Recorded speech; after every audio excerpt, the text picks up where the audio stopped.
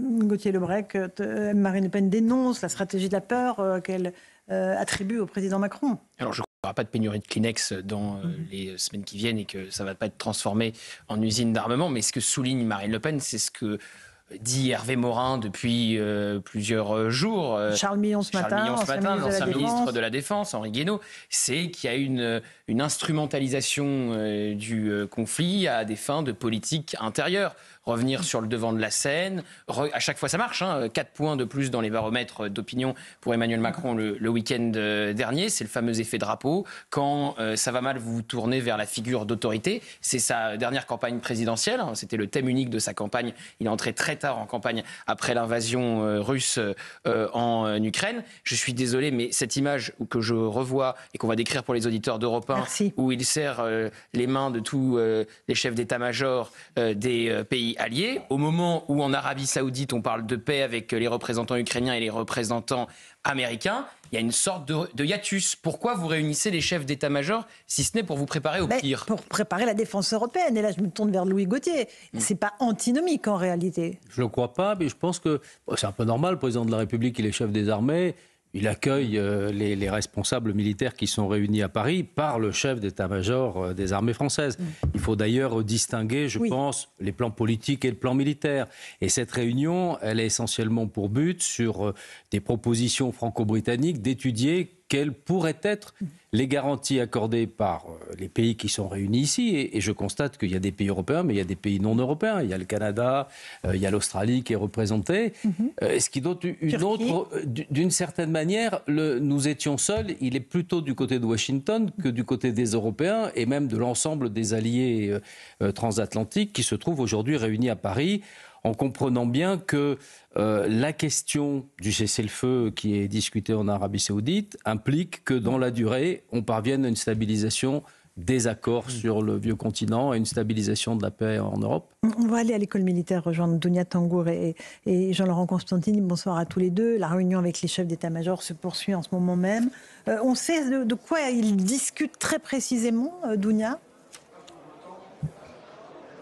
Alors écoutez, Laurence, la réunion entre le président Emmanuel Macron et les chefs d'état-major de plusieurs États a débuté il y a à peu près une heure, un peu plus d'une heure maintenant. Au total, des responsables militaires d'une trentaine de pays appartenant à l'Union européenne, mais aussi à l'OTAN, vous l'avez dit, alors que des pourparlers ont lieu en ce moment même en Arabie Saoudite avec l'Ukraine et les États-Unis. Eh bien, Emmanuel Macron veut faire de la sécurité et de la défense en Europe son cheval de bataille. L'objectif de cette réunion à huis clos, discuter de la paix en Ukraine, bien sûr, mais aussi des garanties de sécurité à mettre en place en cas de cessez-le-feu. La question d'un éventuel déploiement de forces européennes pourrait être mise sur la table. En tout cas, l'Union européenne entend bien jouer sa partition, alors que les États-Unis de Donald Trump prennent peu à peu leur distance avec l'Ukraine. Reste à savoir si avec son plan à 800 milliards d'euros pour la défense, l'Europe réussira à s'unir autour d'une politique militaire commune. Enfin, Laurence, ce que je tenais à vous dire, c'est que cette réunion a aussi lieu dans le cadre de ce forum où nous nous trouvons, ce forum pour la défense et la sécurité à Paris. Merci Dounia Tangour, Jean-Laurent Constantini. Louis Gauthier, encore une fois, je le rappelle, vous êtes ancien secrétaire général de la Défense et de la Sécurité nationale. De quoi il parle concrètement là ?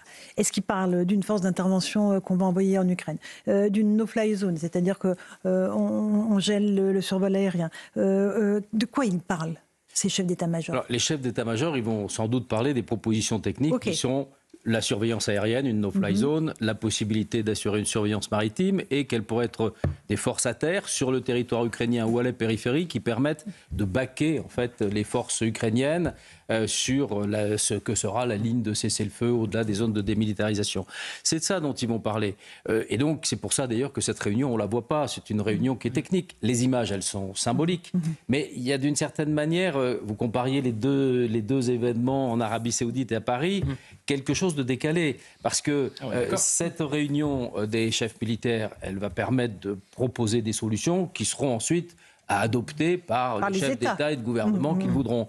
Et du côté de l'Arabie Saoudite, c'est pas encore la négociation de paix ni du cessez-le-feu. C'est le rabibochage possible des positions ukrainiennes et des positions américaines.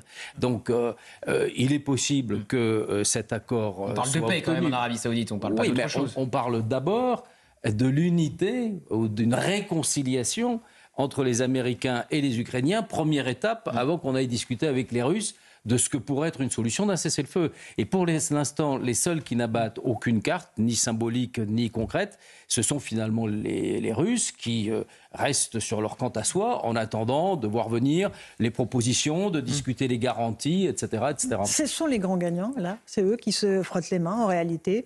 Quand ils voient l'Union européenne qui multiplie les sommets, quand ils voient les Américains qui s'alignent sur leur position...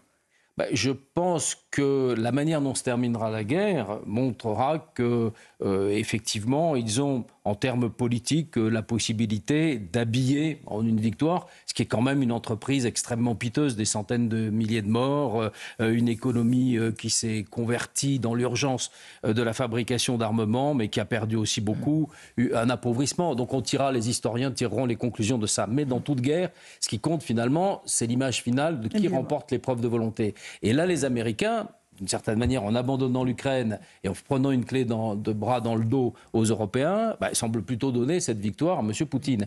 Et quand même, ces images, elles sont... Je serais M. Trump, je réfléchirais, je me dirais, mais qu'est-ce que ça signifie que le chef d'état-major australien, le chef d'état-major canadien et tous les chefs d'état-major européens, turcs, se rassemblent parce qu'ils ont bien compris que derrière cette possibilité, il y avait un risque de stabilisation continentale pour nous et même de stabilité ou de défi à la sécurité internationale. Mais ce que vous dites est important parce que ça répond à la question qui était posée par la journaliste, quelle partition joue l'Union européenne ? Et en réalité, moi je suis très curieux quand même de voir ce qui va se passer à l'avenir. Que vont réellement faire les Britanniques qui sont dépendants des États-Unis, notamment pour la question de la dissuasion nucléaire, puisque sans les États-Unis, ils ne peuvent pas utiliser l'arme nucléaire. Que vont faire les Allemands qui sont très fortement dépendants du matériel militaire américain? Que vont faire les Polonais qui veulent surtout rester avec les Américains? Et quand moi je regarderais une seule chose, aujourd'hui il y a à peu près 560 commandes de F-35 en cours, donc des avions de chasse américains. Est-ce que l'Allemagne, la Pologne et d'autres pays baltes vont annuler, le Danemark par exemple, vont annuler ces commandes pour dire finalement on souhaite acheter des Rafales parce qu'on souhaite en européen, comme on dit maintenant, faire fonctionner l'industrie d'armement de la défense européenne. Je pense que la clarification transatlantique... L'heure de vérité. Mais l'heure de vérité, elle n'est pas encore tout à fait là. Ah non, c'est sûr. Non, mais c'est une décantation. Mais à l'issue de cette décantation, tant sur la relation transatlantique que sur la relation entre Européens, il y aura effectivement des évolutions qui concernent l'OTAN et qui concernent l'Union européenne.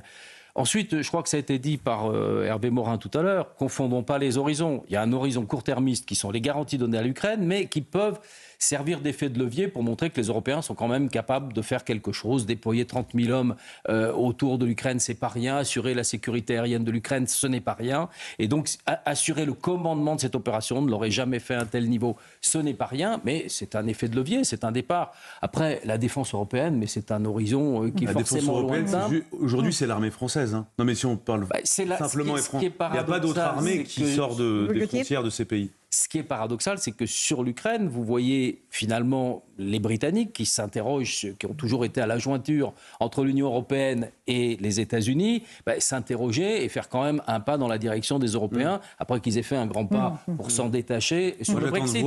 Donc c'est là où il y a des... Vous avez raison de dire on attend de voir. Parce qu'il y a aussi les Five Eyes. Est-ce que, par exemple, les Australiens et les Britanniques vont accepter de prendre le risque d'être mis à l'extérieur d'un réseau de partage de renseignements piloté par les Américains? C'est une communauté dans la communauté, mais il y a des coups qui vont aussi concerner une partie des Five Eyes, notamment dans les rétorsions économiques. Je viens de dire. Un outil de partage de renseignements qui est piloté par les Américains, dans lesquels il y a un certain nombre de pays, donc la Grande-Bretagne, la Nouvelle-Zélande, l'Australie et le Canada, je crois. Oui, ce sont des pays... C'est à partir de la Seconde Guerre mondiale, c'est une communauté plus étroite entre pays anglo-saxons.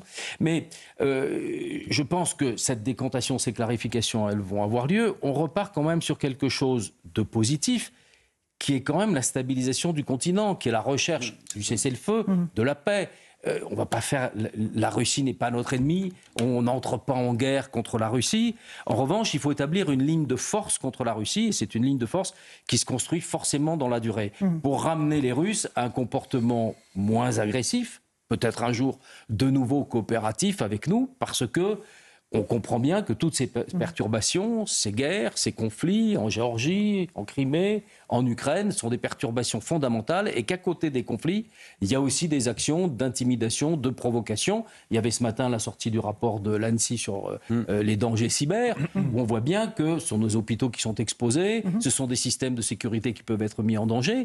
Et donc, dans le pesé de la négociation avec la Russie, il y a aussi ça. Est-ce que vous rationalisez, vous normalisez de nouveau votre comportement pour ne pas être aperçu comme le grand perturbateur sur le sol du vieux continent?